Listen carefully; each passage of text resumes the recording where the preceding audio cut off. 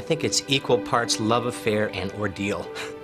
To do this race well, it's an incredible sacrifice. You know, people at all walks of life, at all levels, you know, whether you're trying to win it or whether you just want to finish it, they're the only ones, you know, them and their family, that realize the dedication that it takes and the sacrifice for months on end, where you put the rest of your life on hold.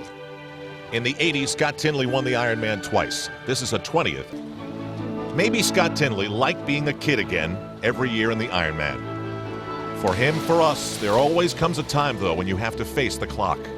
It's harder to watch yourself gradually decline, because what you have is the deflation of this huge ego, and it's very painful because you're on the, the quintessential hero's journey where you were built up to larger than life, and gradually the backside of that hero's journey is going back to normality, and that takes a lot of pain, a lot of suffering, and eventually when you get there, you're a lot wiser and thoughtful for the whole experience. But in the meantime, you go through some fairly strange feelings about the whole thing.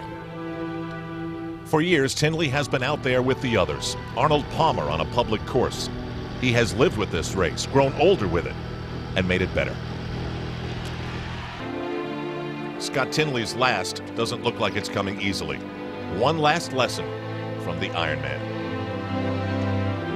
Sometimes I come over here and I felt like a warrior, and I felt like there's nobody that can beat me. And other times I come over here and I feel like an observer, and I feel like I'm watching all these things go on, and I thought, geez,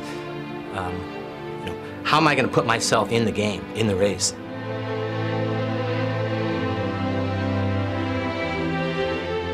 And I was fortunate to have the chance to use it as a vehicle for self-knowledge and find a reason every year, even if it was the tiniest thing, to find a reason why I was out there, why I was competing, why I was putting myself through this incredible suffering.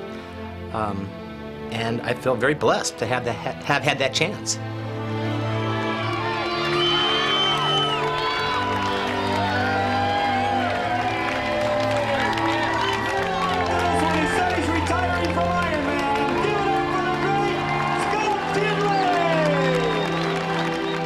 His time is more than 2 hours slower than the men's race. And the emotions flow as he says goodbye and learns a little bit more about the nobility of the other Ironman.